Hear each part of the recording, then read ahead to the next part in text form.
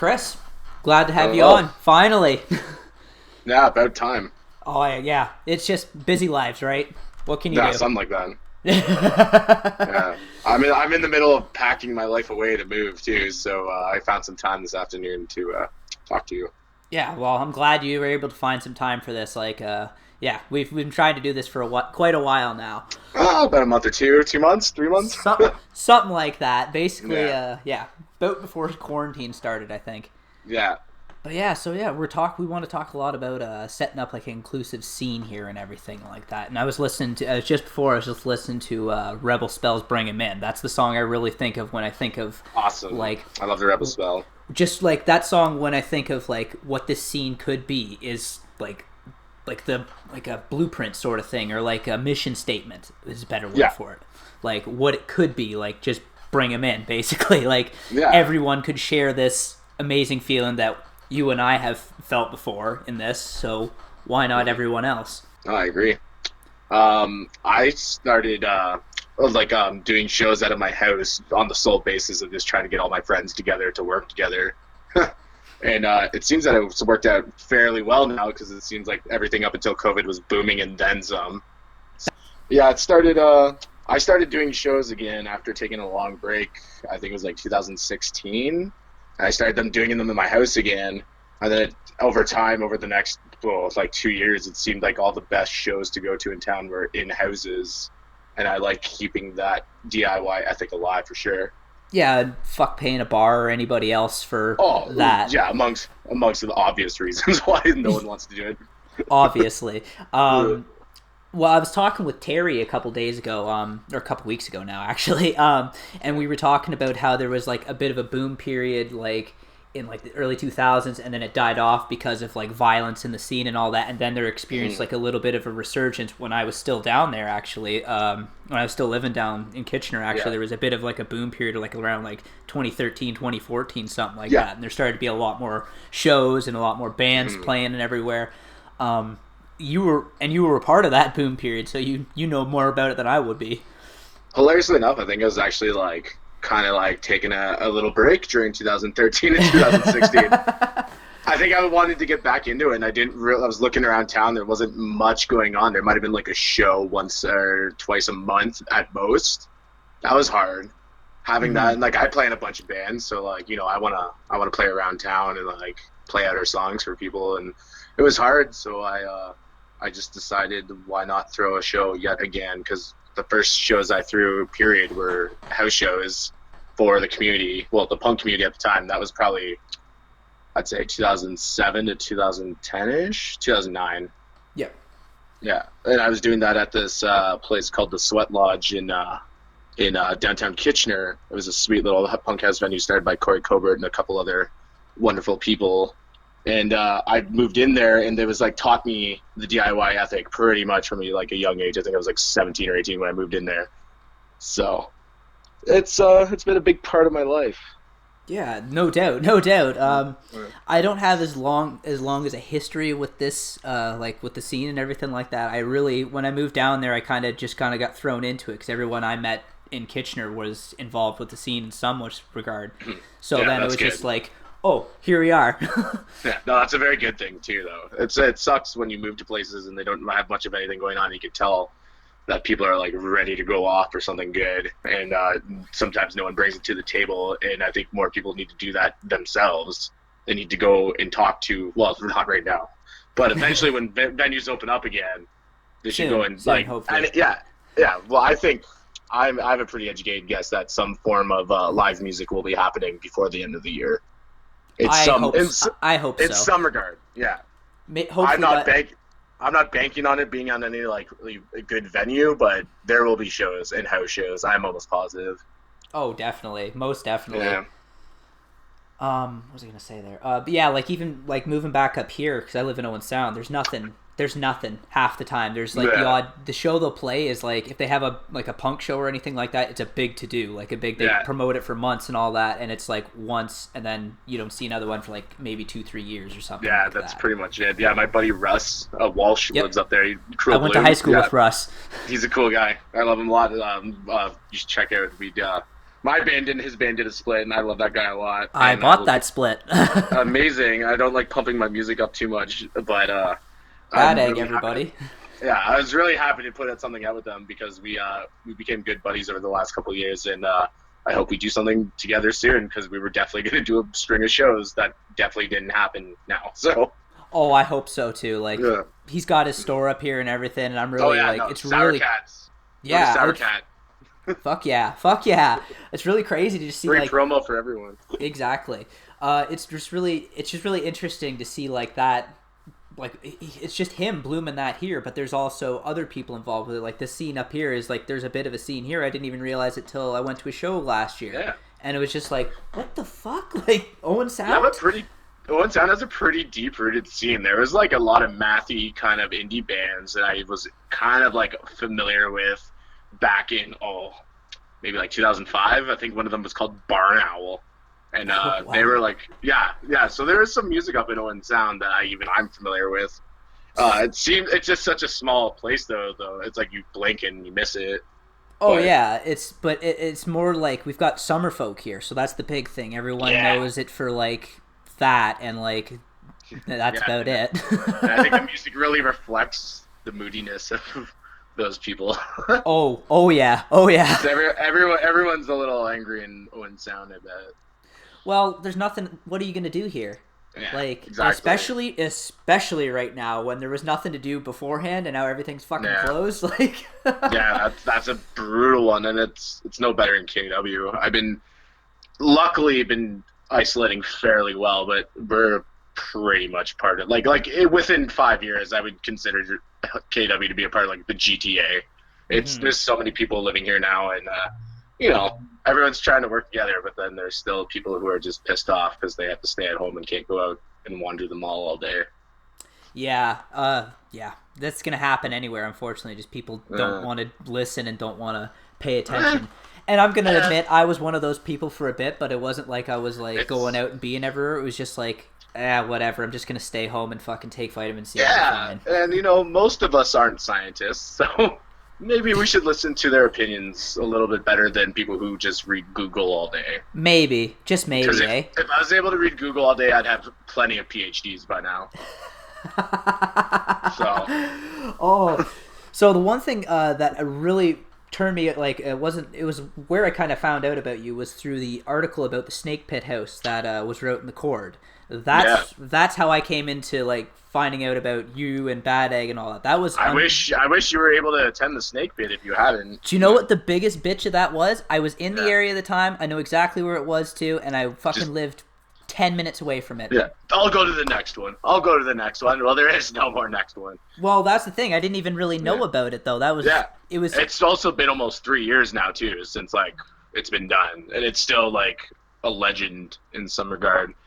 So Oh yeah, like when I read it, people in KW really value their houses. So for house shows, apparently. yeah, But like when I read the article, I was like, this is like something out of a fucking movie. Like they rented it. They have this house and they just play shows and there's like hundreds of people show up and the neighbors don't even care. Like yeah, bylaw doesn't even care and they have like all these awesome. It just seemed like where was like this is amazing. Like yeah. That we started that because we had a first house, and then the owners ended up selling because it was the time 3 or 4 years ago where the market boom was going on in Kitchener Waterloo. yeah, I remember So that. our house got sold for something ridiculous and probably didn't even pass safety. So we got kicked it, booted out, and then we last second found a house right on King Street near Ezra, and they wouldn't rent it out to students anymore because they lost their student licensing.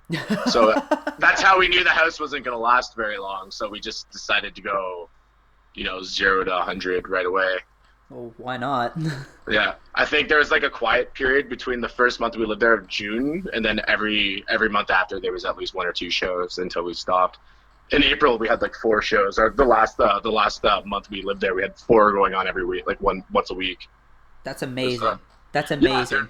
there was people, and they were all crazy attended. The crazy part was that there's bands seeking it from like as far as Ottawa to out in the States asking to come play like the last string of shows as if it was like CB fucking GBs or something.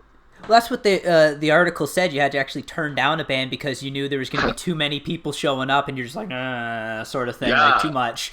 I guess I could talk about it now because it definitely was in the past, but that was supposed to be the Dirty Nil and Flatliners. Oh, So instead, we ended up doing that show with Sans Flatliners, but with the Dirty Nil at the night school that's now the Drink in Uptown Waterloo. yeah. Yeah, They that was changed the supposed to name happen. again. It's new owners. They'll probably change even more Jesus fuck. when everything reopens. Yeah, so there was that. That's how big the name got for the DIY house venue thing. Blah blah blah. KW. It's just it just seems like it's a blip, right? Flash in the pan. It's there and then it's gone. And that's the beauty of house shows. The venue may never be the same, and like it could always change every other month, maybe. It's just and it's something like you said. It's DIY. You do it in Yeah, your it own could be in a house. factory, it could be in a house, it could be in a jam hall, it could be under a bridge, it could be in the back of a taco factory. You know what I mean? Like it could be anywhere. Anywhere it could. You could draw power. You can have a show. Exactly. You don't need a Yeah. stage. Like No. that's something that blows a lot of people's mind. Like you don't need a stage. Everyone's on the same floor. It's much cooler that way. Yeah, I think so too, and I think that's the main thing moving forward with shows in general and getting back to a community-based music scene is you're gonna have to do a lot more DIY shows because I've already read today that hooray, things have reopened. So this weekend, guess what musicians get to go back to work? Oh, the All bar musician. Yeah, all like the DJs and shit like that. Yeah, I think everyone really missed having Wonderwall sung to them over dinner. So, the local musicians Oh once my again are going to God. get screwed, and like, let's see how long it takes for us to even be thought of working at these bars and restaurants, right? So, it's It's fucked up. Like it makes no sense. it doesn't make any sense at all, and it doesn't have to right now though. And I think No. everyone needs to take a step back and really like take a look and make sure when things get back to normal in any regard, and that the normal is not going to be the same as it was, but as soon as things are open, people need to take care of what they have, because that was the thing that I think most people take for granted is that 90% of Choose Your Own Fest got decimated because our venues closed down. Yeah, that was something that I saw. I unfortunately didn't attend it. I was already living up here at the time, but I saw that and I was like, "That's brilliant!" Like that's Don't worry, exactly you what would it have is. attended year two if it happened. I would have made sure you would have came down for that.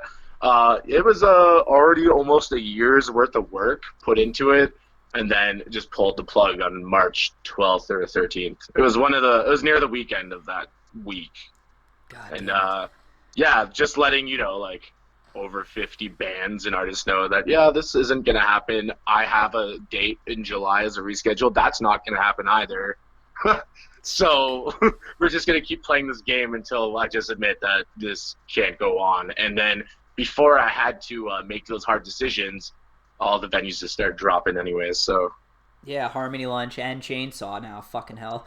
yeah, there'll be a third one, well-known one that I will not talk about yet that is closing down. So that's gonna be really hard on the Uptown Waterloo community.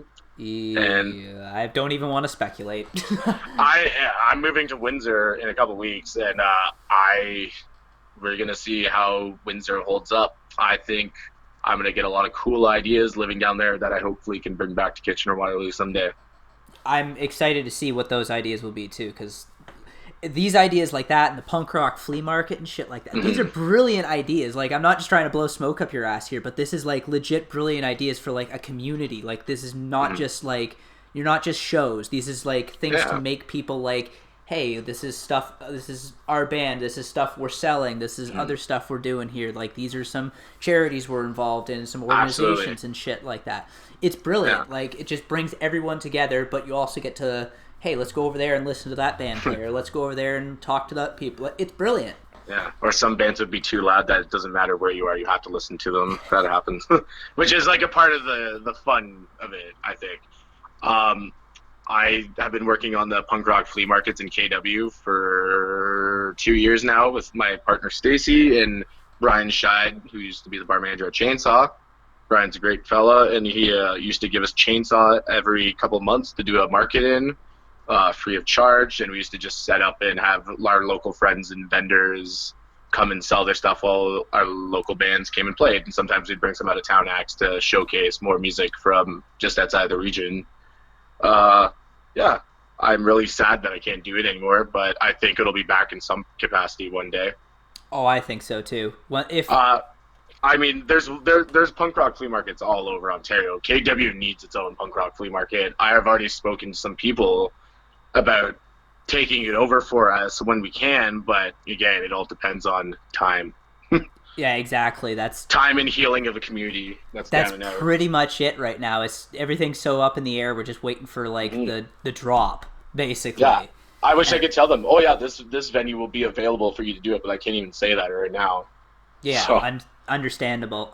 yeah, But like this was something I also was talking with Terry about. Was I like sure there's not going to be those venues that we had before because they're closed now. But my line of thinking is these other bars maybe want to take a chance on this just in case for revenue. You know? yeah, they will, and that's the reality of this. Someone will step up to the plate and do it, but it's unclear who right now.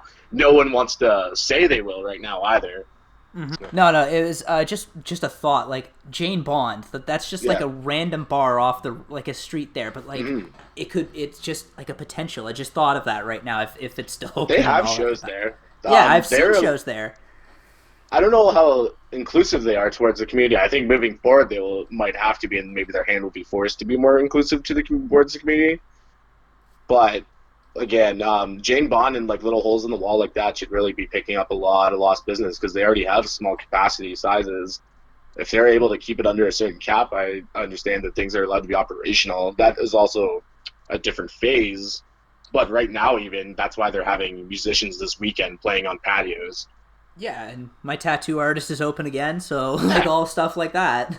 Some people they didn't even isolate because they couldn't because of work, and I think seeing this and coming back to like, oh, this is what we're doing now for fun, but instead of just going home right after work and washing your clothes and like cleaning yourself off, hmm people need to go and have fun, and there's been a severe lack of that the past couple months. And So that's why I don't ever think like live music will go away. Not in no, any, it never not will. unless It they never like will. put a foot down on it, like Yeah, some like Saudi Arabia or something like that. You can't play any yeah. of this music or you get your head chopped off, sort of things. But I don't, and even then, I still think there'd be underground shows and all that. But There always will be. there's no way you can stop that because live music and live concerts, not just like our music, but like rock music, like Any metal, like music. any Honestly, music like any that. music. Doing things more for the community has opened my eyes up that because when I was younger, I used to have my favorite genres and a little bit of a, as we all do when we're teenagers, an elitist attitude towards what we like. Still do. Uh, yeah. I think it's fair that we all, in some capacity, do that. But I've opened my mind up to a lot of different genres I'd never even thought I would a couple of years ago, just by working with this market and networking with great people in our community. Yeah, yeah, like it Yeah. just coming in Taking a contact chance with on different them. people. Yeah, taking a chance on people, like Exactly. I don't, and like I've met and have made great friends. Some of them, like I don't even listen to their music because it's not my style, but they're still good friends of mine. Yeah, and you're still gonna like, hey, my friend put out this music. Hey, take a look And at it, listen to sort of it, yeah. thing. Go Yeah, listen to it. Exactly. I know there's some people who will, and like even then, I generally will listen to my friends' music. If I have to listen to anything of the genre that I don't or am not potentially fond of, I will at least listen to my friends. fair enough. Like my Yeah. friend, like one of my best friends who I met in university, he's a rapper. Mm. Like we're not in the same boat at all, but we realize we kind of are, just how we grew Mhm. up, sort of thing. We grew up Absolutely. in different areas, but we kind of grew up the same, and then Yeah. here we are. So Yeah. it's once again, it doesn't matter the genre. It's if you have the same like mentality, sort of thing. If you're Yeah. if you're all in the same vibe or whatever you want to say, like as long as you're all together on that, who cares what the music is? Just bring them in. I agree. Yeah, That's no, and that's the thing that needs to continue. The only thing I see that could potentially happen again is that people just want to put everything in little boxes again. And when I started doing shows a lot and more regularly in 2016, I just wanted to I wanted to take everything and turn the box upside down, essentially, and make everyone have to work outside of the box to make an inclusive scene. And it took it took a couple years, not a long time, actually. I was going to say it took a long time, but I guess 3 years isn't that long. Took 3 years to turn around. Like, honestly, 2016, man, like October of 2016, there was not much for shows going on, I like in believe it. KW. Like, and then it just blew the fuck up. It, like, I was so happy after Snake Pit to see that people just carried on that attitude and legacy. And like, there's good house venues now that I like going to. I need a little bit of a break, but now that I'm like starting to miss things again, it's like, man, I really miss house shows. Holy fuck! Like I've mosh pitting in my living room. Specifically, yeah, specifically house shows I miss. Yeah, I haven't been to a good like show like that in easily 5 years now. Yeah, well, hopefully next year or later on this year, we're gonna get something sweet going on. Fuck yes, let's hope Yeah, so, man. Like, yeah, there'll be a new a tour circuit of people's basements. That's how this is gonna go down. that's even cooler. Like, who Yeah, needs a? That's the venue. Who I've needs a played club owner? plenty strings of shows where people would say, "Oh, you played in that guy's basement, and then you played in another guy's basement," and I was like, "Yeah, It's still that's a tour. it was the best. It was the best time of my weekend." Yeah, I don't That's know. that's awesome.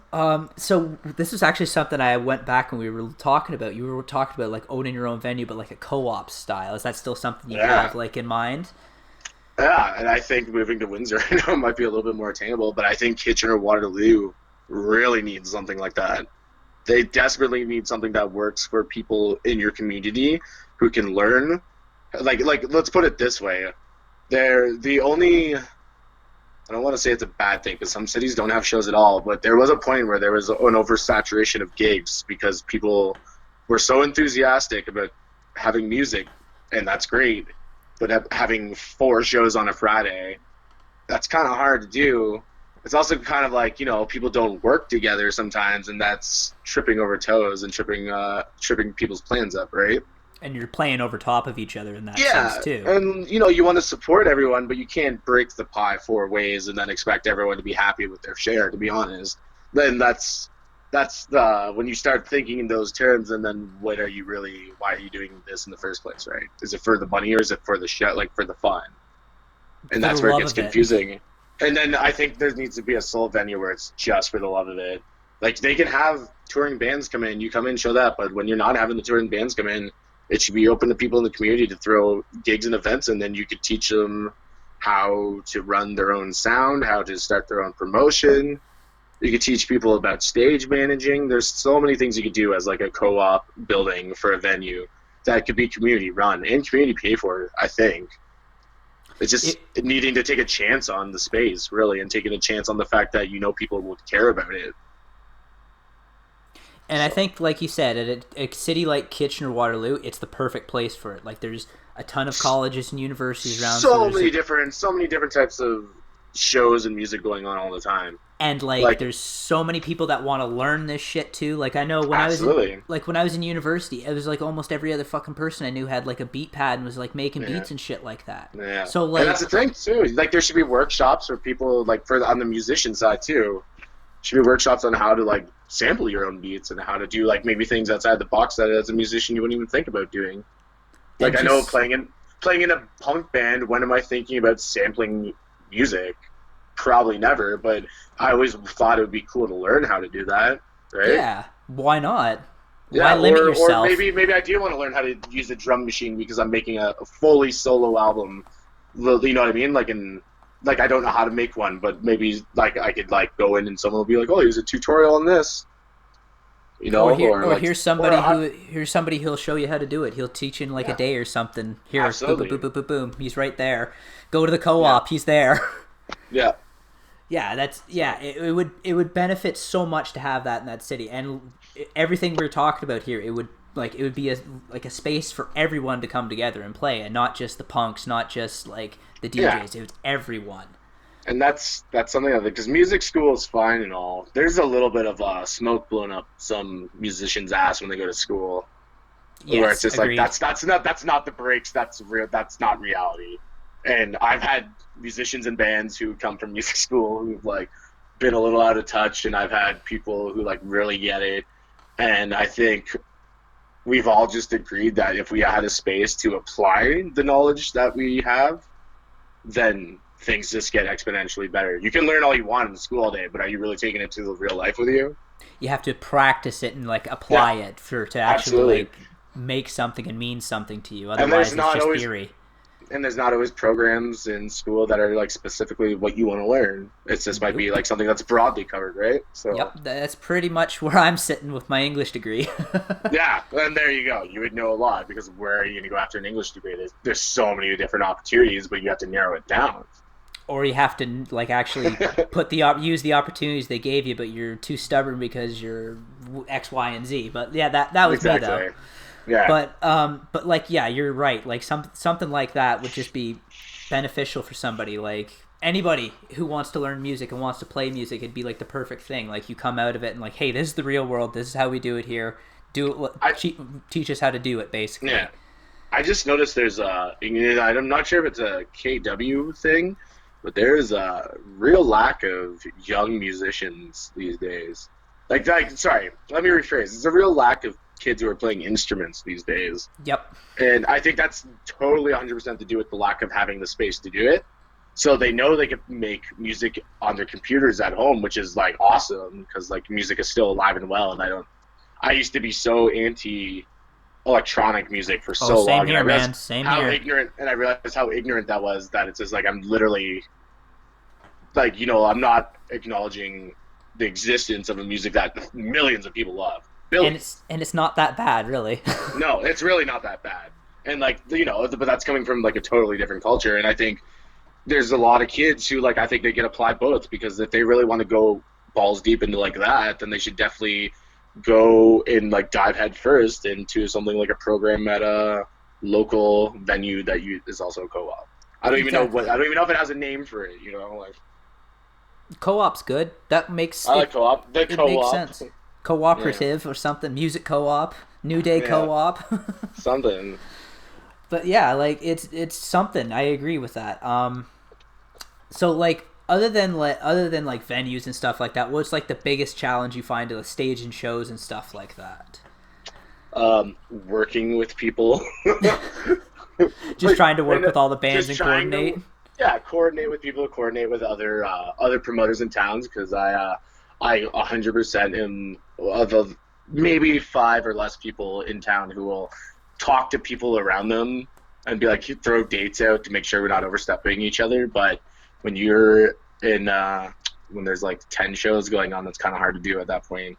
So that's the hardest part is making everything organized in a way that everyone benefits from. Yeah, basically, like you said, not stepping on people's toes and whatever else. And I get and it's all about just splitting the draw. At the end of the day, like unless I'm bringing touring bands around, if you're all local, like if you want to have fun and you don't want to and people don't come out and you're still having fun, by all means continue to have fun because that's the point of playing local music in a lot of ways too, is to just have fun. So I don't know if you're taking it too seriously and getting bent out of shape over dollars and not just because you're actually just splitting your crowd up. I don't know. It's hard. It's a hard game, and it's like not a game that I'm personally willing to play so intently anymore. So was it just the love that keeps you going for like promoting and planning stuff like that? I'll never stop promoting. I just will never. I don't think I'll ever get as like involved on a day-to-day level. Is that the right way to put it? Like I won't be putting on shows every month again. I'll put on a couple shows a year, and I'd rather just make them really count for my friends and family and people who care. Yeah, big shows instead of like little ones, sort of thing. Yeah, before COVID, that was what was happening moving forward for me in KW. Was I was going to focus on our punk rock flea markets every quarter, and then do our Choose Your Own Fest once a year, and then the rest of the year I was actually just working out with my buddy Chad. We were going to start doing these no ring wrestling events that I was going to bring all over Ontario. Not just in Toronto. That's interesting. No actual no ring whatsoever, just on mats on the floor. No mats. Oh shit! Yeah. You should look up Valentine Casanova on he has a Vice documentary. You should check him out. He's like the guy who sort of created the whole thing, and he wants this all over the world, and it's happening all over the world. And we were going to bring it in Ontario because they're doing it in Toronto via Paquin, so they were doing Battle Rock, and so we wanted to take that model and just bring it around Ontario, and that was just going to be my way of booking shows for the rest of the year without actually having to like really commit to like being in town or stationary. Wow, that's crazy. I've never heard of that before. I've been a pro wrestling fan since I was like a little Oh kid. man, we had Casanova Valentine booked for a show. Jeez. So like he was gonna come christen the event, and that's a big deal. And like we were working on some pretty cool stuff, and then that got put a big stop on that. So Oh, I know. There was a show actually, Rock Solid Wrestling. They're out of not Kitchener. They're out of Collingwood. They had a show they had planned up here in April, and that got canceled. Obviously, that's that actually sucks. they're a real good company. They're like a local thing. They only do like regional shows around Ontario and shit like that. But they're tremendous. They put on a great show. I saw they came here last year. It was really cool. They went to our Legion here, and they just packed Perfect. it. Packed That's it. great. And small town wrestling shows are the best. Oh yeah, that was the first time Yeah. I'd ever been to one like that. Like I've been to WWE had came here twice before, and I'd seen them at here, like the house That's shows. crazy. But That's I'd crazy. never seen that before, like something I like. wonder what they think when they get off the bus to Owen Sound. What the fuck did Road Warrior Animal think getting off the bus in his like 50s, wrestling with Hyde and Wright? Go, what the fuck am I doing in Owen Yeah, Sound? Or Like, he knew exactly what he was doing in Sound. Jesus. That's awesome though. I wanted really like that was my thing this year, was supposed to literally this year push for that amalgamation of punk rock and wrestling into one event, and like push for it to be a normal thing and not just a once in a while thing. And I'm still gonna do it. Check out my buddy Chad. He does this thing, Death Proof Fight Club out of Toronto, but he's from Kitchener Waterloo, and he focuses on a hardcore wrestling specifically, and it's we're gonna do a lot of fun. Yeah. Man, because there's always been like a connection there with punk rock and pro wrestling, or just even Something. punk rock, Heavier music, or even heavy- just punk rock and sports. Like I've seen like Yeah. a couple different things, but specifically punk rock, I've seen it more than once. Progress Wrestling out of England. That's what they started Absolutely. with, basically. Yep. They were Jim Smallman. He was had something to do with it, but that was how they did it. The strong style wrestling, but with the punk rock attitude. It's so cool. Yeah. Like just So the just whole interesting. gist was to every band would play a set, then immediately after their set, a wrestling match would happen somewhere in the venue. Whoa. So let's say we were going to do our first show was supposed to be a Call the Office. So you got to understand, like the band would finish playing, and then who knows, maybe there was a flaming table match happening out on the patio. Whoa. Something like, you know what I mean? Maybe we're going to set up like a 12-foot ladder and someone's going to jump off it into a table. Like things are going to happen in around the audience, and like they happen all the time in the States and then out in Europe. And it would just be like, we want to bring the hardcore aspect of it, because let's be real. Every venue owner was like, oh, I don't know, seems really dangerous, but then they don't realize that wrestling fans in 2020 are just in on it as much as the wrestlers are. So they're definitely not going to get involved and do something that would harm the wrestlers. And the wrestlers are definitely not harming the crowd. And it was funny the way I used to reason with venue owners, because we would just be like, so could I like have this guy just bleed all over your venue? And they'd be like, what? You can't do that. It's like, yeah, but we can. And the thing is, none of your property is going to get broken. And these guys are safer workers. Like, we don't have, like, you know, it's very much frowned upon in wrestling to, like, not let people know about potential illnesses you carry. Yeah. Potential. Yeah. So if you're seeing someone bleed in a wrestling match, chances are they're very, very clean people. You'd hope so. Yeah, for the most part. So. Yeah, that's crazy. That's hilarious. This isn't 2020. This is like 2020 though now. Like it's true. Back, like this isn't like, you know, 1970 where it was fucking people Yeah, weren't or, like, smartened up by then. 80s and 90s and everyone's blading each other and like hitting each other with chair shots and stuff. Like this is like now where like the attitudes change too a bit. It's Yeah. like sort of like out of the ordinary to see like a shithead wrestler, I find. Like it's out of the ordinary for sure compared to the people who are like, they live strict athletic, some of them like vegan lifestyles now. Oh yeah, And so most of them are they straight take it edge way too. more, yeah, and they take it way more seriously now, and it's kind of cool that like wrestlers still get a bad name, just like punk rock gets a bad name sometimes with venue owners. It's like some of these unfortunate. Yeah. Well, no, there's people who are willing to do it up until this whole virus. So They probably still will be willing to do it afterwards, and especially I if you think And especially if be you a throw big numbers draw. at them and stuff too, they probably will be even more apt to do it too. Well, I think just people want it. I don't think it's like even just about the numbers. I think it's just like any event people you're gonna see probably a resurgence of people just going out to any show anytime and not just worried about I'll catch the next time. That's not going to happen anymore. Not At least right that won't away, happen anyway. for, Like right no. away, like when all this ends, like I know that's gonna be like everyone's gonna be let's go out because who the fuck knows Yeah. what's gonna happen tomorrow? Like And at I this know point.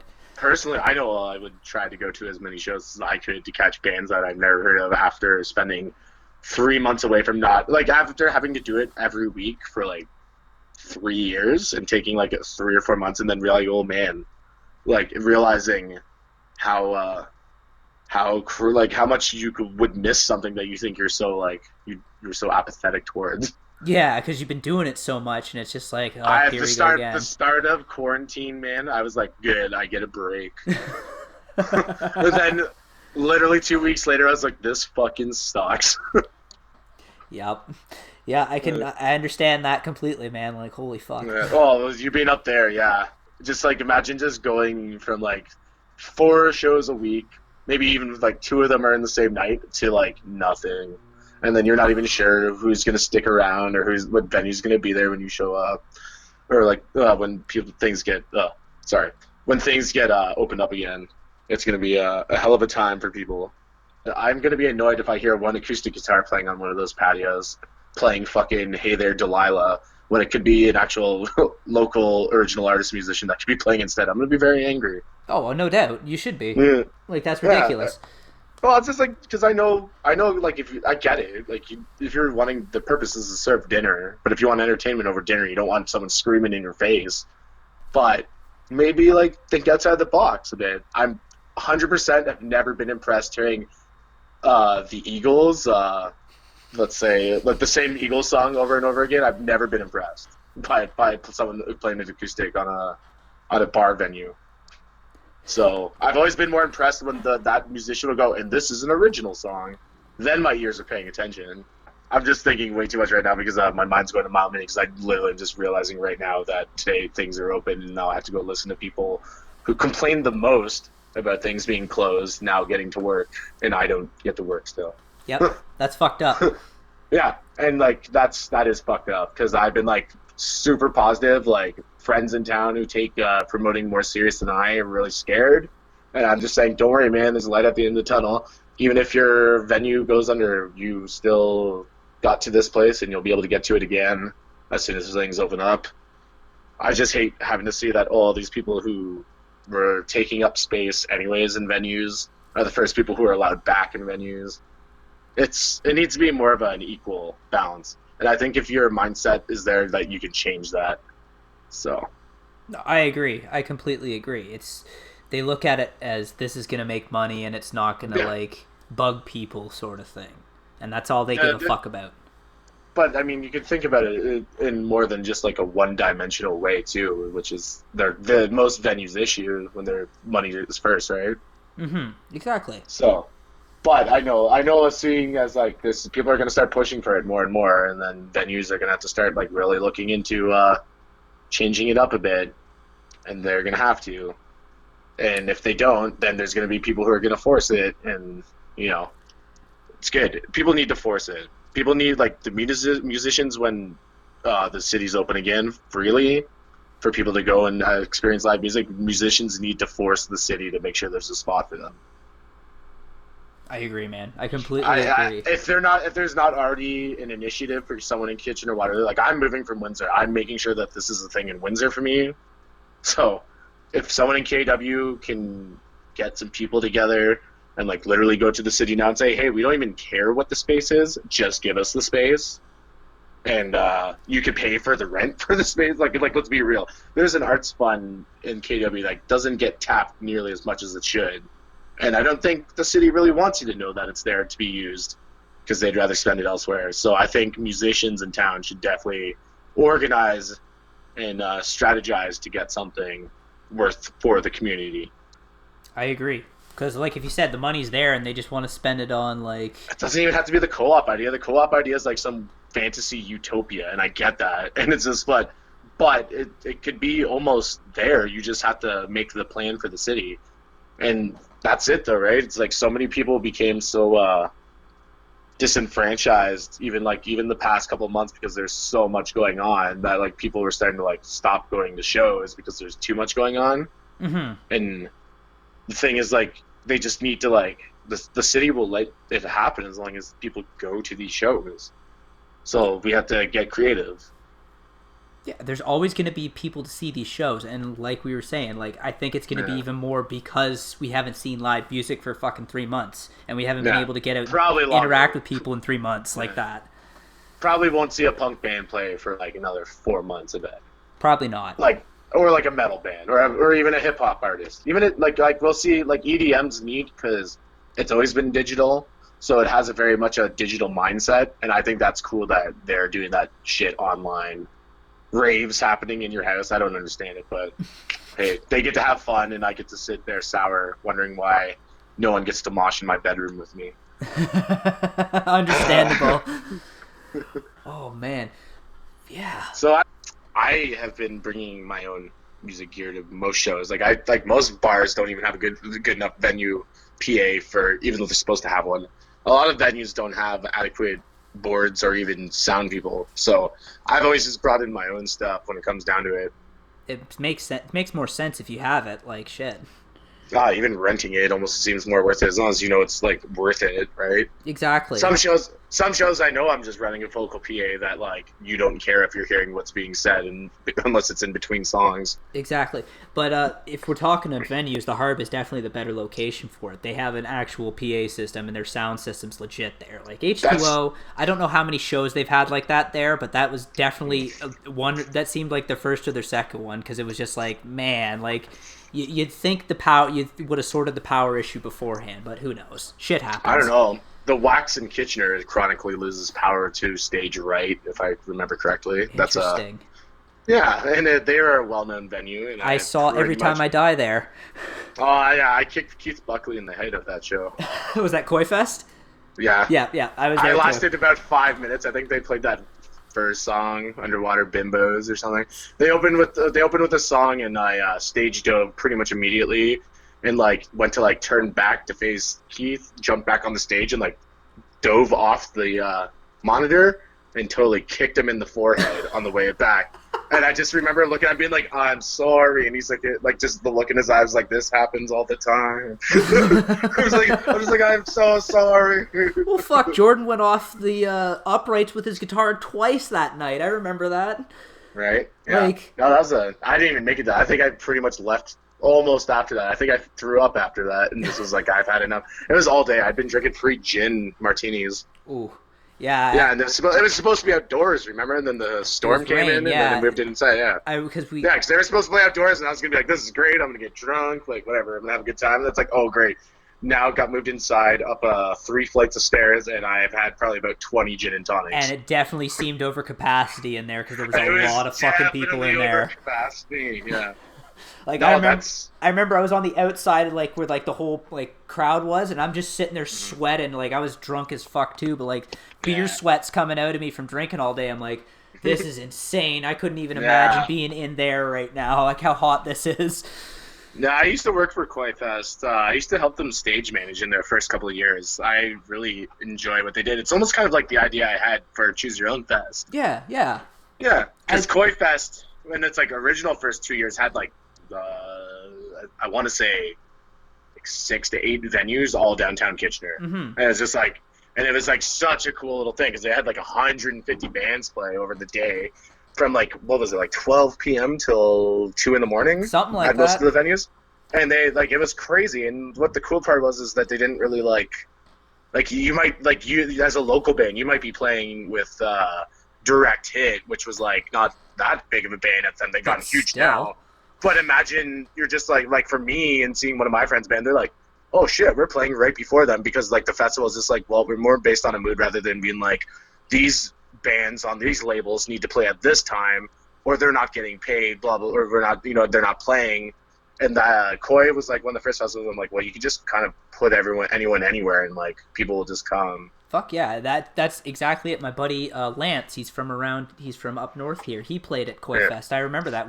I went down to see Every Time I Die and 4 Years Strong, and then it was just That would have been NXT. like one of the last cool years of that happening, where it was like they had the outdoor stage, but it was still a ton of other stages. Yeah, but it was still that concept of being able to just like they close off the whole main street, you just walk down, go into a bar. Hey, there's a band playing here. Oh, you don't dig it? Go down to the next bar. There'd probably Yeah, be something down there you like. You know what I absolutely. mean?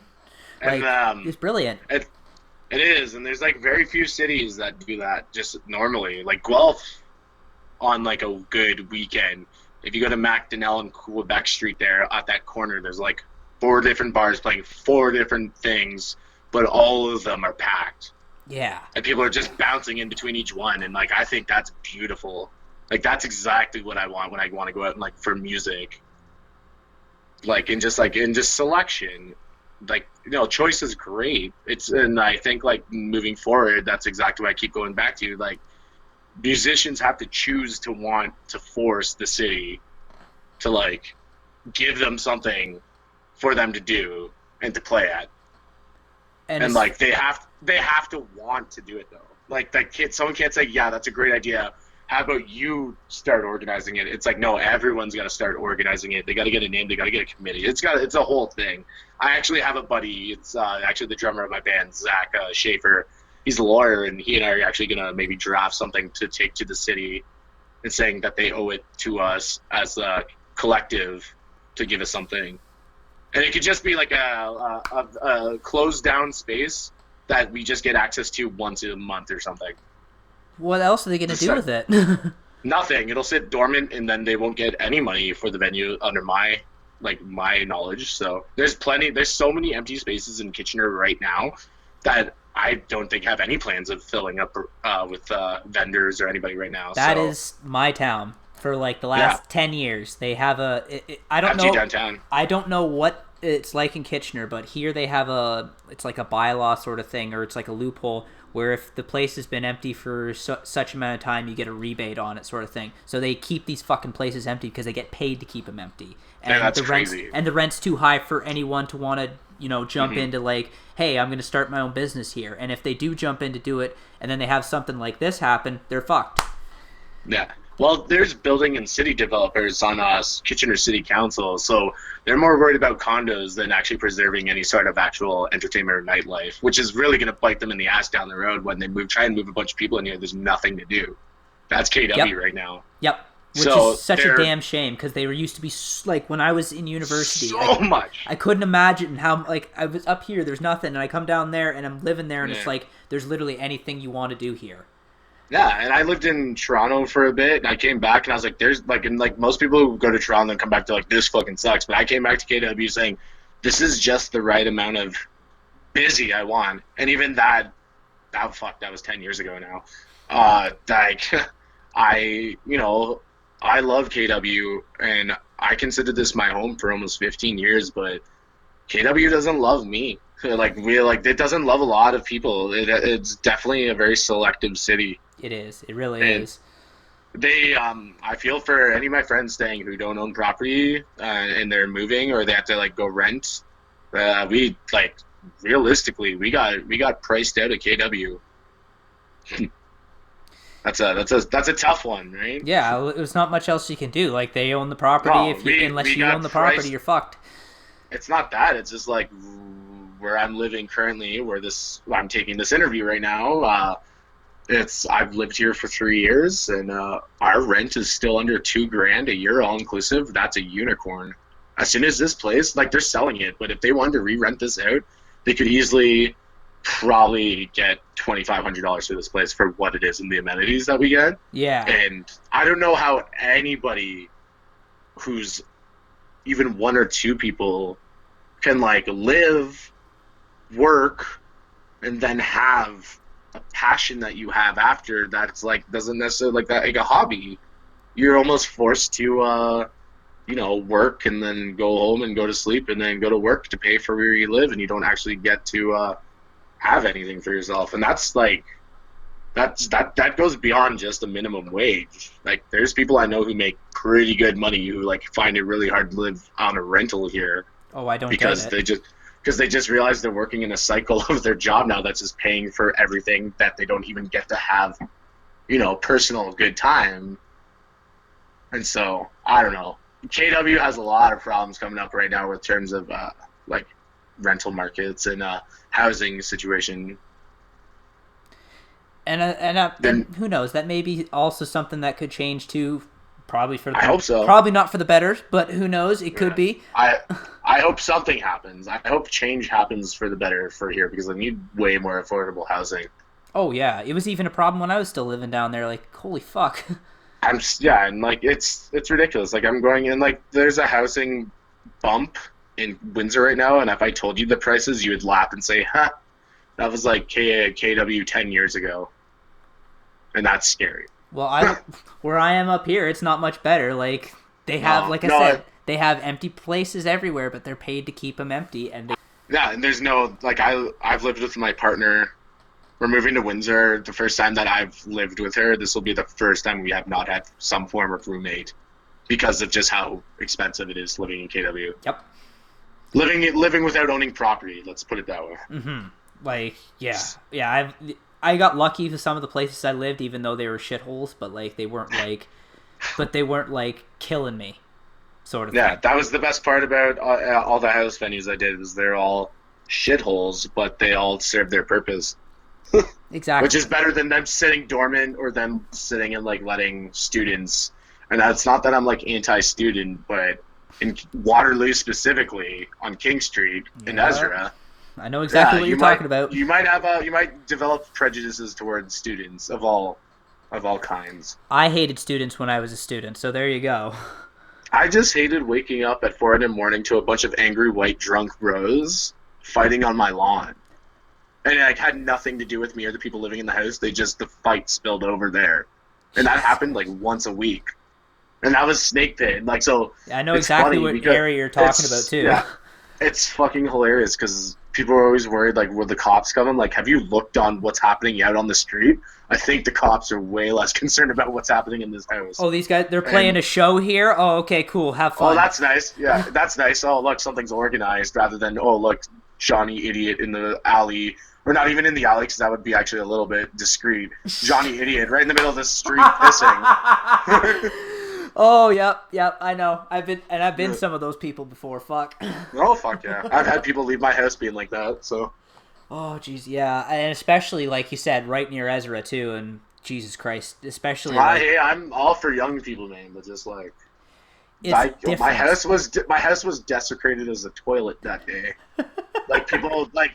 I was like, you could have pissed and shit anywhere, but you just chose to do it on my house. And when we're speaking of... And they just didn't care. Yeah, it was St. Patrick's Day, 2017. I was just about to say, we're speaking of St. Patrick's... We're speaking of Ezra Street, St. Patrick's Day. Jesus Christ.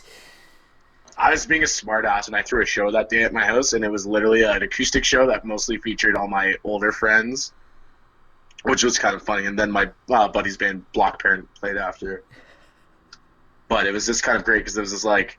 a bunch of 30 to 45-year-old men playing guitar, so I was definitely keeping all the students away in the first place. That's they hilarious. Walked in like, what the hell's going on in here? Yeah. That's hilarious. Yeah, like, fuck. I remember imagine living on that shit. Yeah, we did 2 events. We did Homecoming and St. Patrick's Day. And then they sold our house to... Now it's a big pit in the ground, actually. Yeah. So it's a literal snake pit. Yeah. We walked by it yesterday, and it says, now you can live in Vogue or something like that. And I was just like, my God. Like, if only you knew what went behind that house that you just tore down. And you're now having people living on the same property saying they lived in Vogue. That's fucking... Yeah, that's KW for you. Yeah. Yeah, let's fake it till we make it. Yeah. It's unfortunate because, like, there's a lot of heart in that city. Like, there's a lot of heart in that city. Ton of heart. It just needs to be. Everyone needs to stop fighting each other. Everyone's fighting each other. Yeah. And everyone's just really, really, really cabin fever right now. That's the thing. It's a lot of talk, less action, but you can't really go out and do anything. So let's, like we've been saying this whole time, let's hope when this all opens up, we all go out there with that attitude. You'd made a post about that. Let this be the end of classism. Let this be the end of fucking elitism. All that. Gatekeeping and all that. We're like, that post you made was really, that really was like, this guy gets it. This guy really gets it. Like, this is how it should be. I make fun of new metal, but... Okay, that guy brought it on himself. I'm just going to say that. I'm just also saying, we're not even going to get into that, but it's funny that I can, like, say things that people would perceive as me shitting on them, where I'm like, nah, man, like, you can't.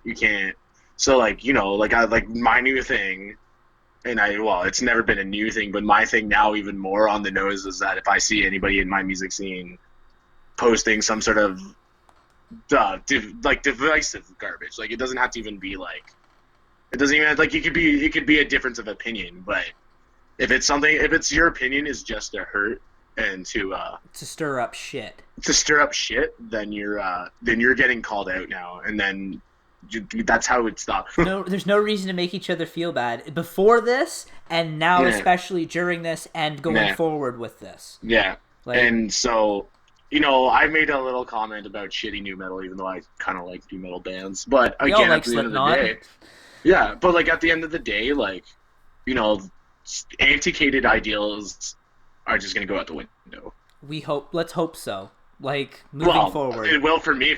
For me, it will. And if people want to get on board with that, then they can, and welcome aboard. And if you're not, then I hope you don't say anything that upsets I hope you don't say anything that pisses me off or upsets me, but there's probably going to still be where I listen to you. Like, I'm a pretty, like, you know, like, I'm not agreeable, but I listen to people. I listen to people's point of view. That's a great way of putting that. Fucking hell. I'm not angry. It's just like, I just couldn't believe it. It was like, you would make such a grandiose comment the day after a large march for for rights, like, for black rights, in your own city. In your own city, and you're going to say, oh, that's all fake news, pushing a fake agenda. Like, that's not going to fly anymore in this city, and I think people are just finally starting to wake up to that.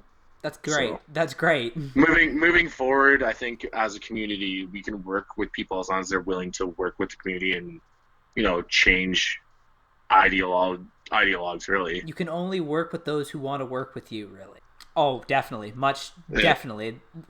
This is something I also talked with Terry about. I've used this time to like radicalize myself, not so much, but like read more. That's a perfect word. That's a perfect word. There's nothing wrong with being radicalized. Exactly, but you just get the theory in. But I'm not the only one too, because other people have started to see like your ideology's failing you. The whole system around you thought about has been like, oh, this is the perfect system. Everything's gonna be fine. All this is failing you. So hopefully move some more people in our direction. You know what I mean? Absolutely. And it's like it's what you were saying about the protest thing. It's good to be. It's the Malcolm X thing. It's good to be nonviolent with people who understand what nonviolence is. But if you're working with an enemy who doesn't know what nonviolence is, you're wasting your time. You smash it. And I totally am 100%. It's hard for me to like tell my friends where it's like, hey, yeah, for some reason, if there's a riot in KW and things are on fire, you know, like all I would think about is like, man, like just let me get my cat and dog out of there, and then if you gotta light my place up, fucking do it. Like, yeah. And it's just like, it's just funny. People don't understand. Like, well, everything I own can be replaced except the lives that I take care of. Pretty much. So I never understood that. It's like, and you know, if things ever got to that point because they were so bad, then maybe it happened for a reason. Right. And so I don't know. Yeah. So it's like, I don't understand people who don't see the plight of 400 years worth of bullshit coming back in their faces. And it's the worst part because it's just as fucking bad in Canada too, but it's just we don't want to talk about it. And it's it's an open secret, but not even a secret. No, Canada has racism. They just give you racism with a smile. Yeah. They give you racism with the history and then go, well, we've moved past that. We've reconciled with the natives. I can go on a whole, like, my family, my mother's Native American, so I can go on a long time about, especially as someone who presents as white because his father is Polish. I can go on a whole episode alone on just how today the injustice is just ingrained into culture and into, I guess, law enforcement towards Native American people, that like this has been no new news or secret to me or a whole sect of people. Fuck no. So it's pretty upsetting to see people still trying to push away at that, being like, well, that doesn't exist. It's like, of course it's existed. Just because you don't see the same amount of gun violence towards minorities in the States doesn't mean that this cops are not doing that here.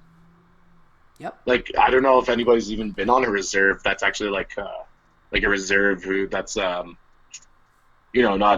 I'm glad I have family in Oshwegan who like really care about their community and work for the people of Oshwegan, but there's reserves up north that are frightening, just like in terms of quality of life. And that's happening, man.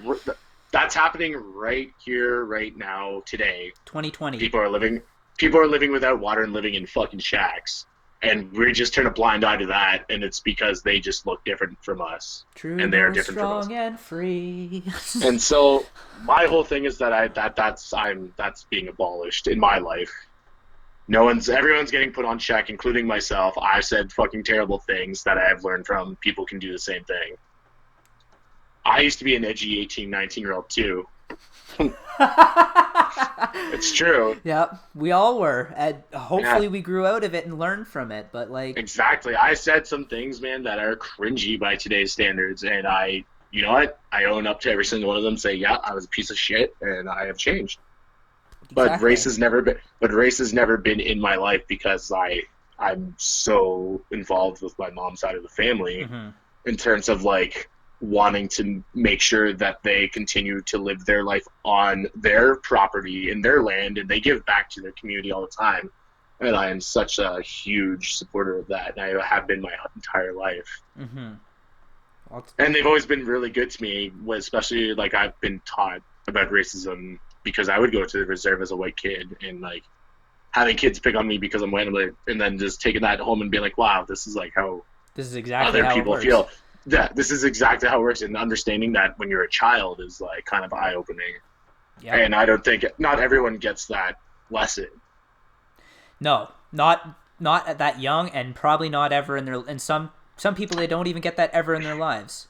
My issue is with people who come from probably European countries and then known as like they're communist countries, but they're actually dictatorships. Yeah. Under the guise of communism, and there's people who come from there, but like, yeah, you really did deal with a lot of bullshit and terrible atrocities that we can't even understand living as you and me in Canada. But you're still calling it's not what it is. It's like, you know what I mean? That's like someone in Romania or like the Czech Republic, the communist says, but it's like, no, it's a dictatorship. Like it's not what communism is. And it's the buzzword. Socialism is another buzzword in Europe, but that's not what it means, right? Yeah, exactly. Like I've heard, and these are people where I'm like, well, you're pretty much just spouting like Nazi alt-right talking points, but then I have to realize they came from a country where like you would be killed for having these thoughts or you said those things. Yeah. And so it's hard finding the mentality where it's just like they sound so out there and like, but understanding that they also came from a place of hurt and a place of terrible atrocity. So like I have friends from Turkey who's not even allowed to go back to Turkey because he went AWOL in their military, so he's like a war criminal to work like in their country, but he just wants to play guitar here.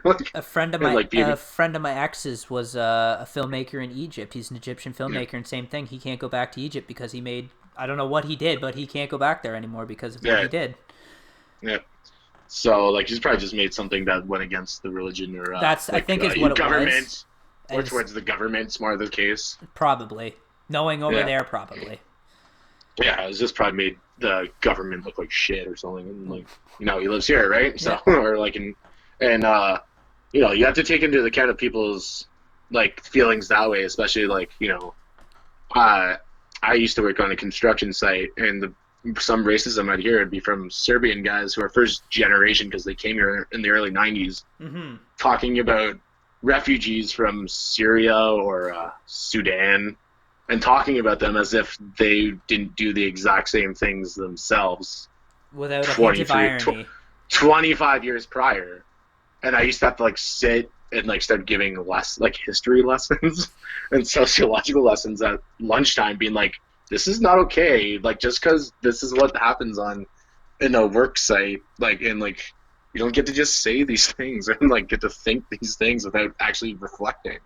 Yeah, that was something I remember from my time working construction. All that was just most of the time when I'd explain it, yeah, most of the time when I explain it, like very rarely did it fall on deaf ears. But I just couldn't believe the disconnect. Where I'm like, you're two of cut from the same cloth. Like, why aren't you in that person's corner? You're trying to fight that person because you think you're getting your cut taken away, and then, like, I'm sure you're well versed in the idea of, like, the the whole big joke is having the poor people fight each other regardless, right? Yep. And it's just funny that, again, the two people are cut from the same cloth are now fighting each other because one perceived each other as a different on the hierarchy. Divide and conquer. So, yeah. That's all it is. Oh shit! Is there anything else you want to talk about? We pretty much nailed everything I have on my list here. I think we're good. I would definitely talk to you again though. Fuck yeah! Oh fuck yeah, man. We can get into some more interesting stuff. Like, I just want to get through this so we have something to start on. I would love to. I would love to do it again in a couple weeks. Fuck yeah, man! Once everything's done. Yeah. For sure. Once you get everything, your situation all sorted. Yeah, even a week or two in, because I got some cool shit, and I'll talk about Windsor as a whole. And there's a lot of cool stuff happening in Windsor, and this was a KW talk, and I'd love to talk about Windsor. Yeah. Well, that's the thing. I've never lived anywhere else except here and Kitchener. So yeah, that's how. Well, you have to come to. That's where I know it of. Well, you got a couch in Windsor anytime you want to come hang out. Appreciate that. Yeah, I'm dead serious. Come hang out, man. It's a lot of fun down here. Perfect, man. So yeah, Chris, Walton, everybody. Bad Egg. I'm promoting your stuff on Bandcamp. Bad Egg on Bandcamp. Is there any other place you want me to? Anything else you want to plug? No, Bad Egg will do this time. I got lots of things to plug. So next episode, Perfect. I'll plug all my other stuff. Perfect, man. Thank you so much, man. I appreciate you doing this. Man.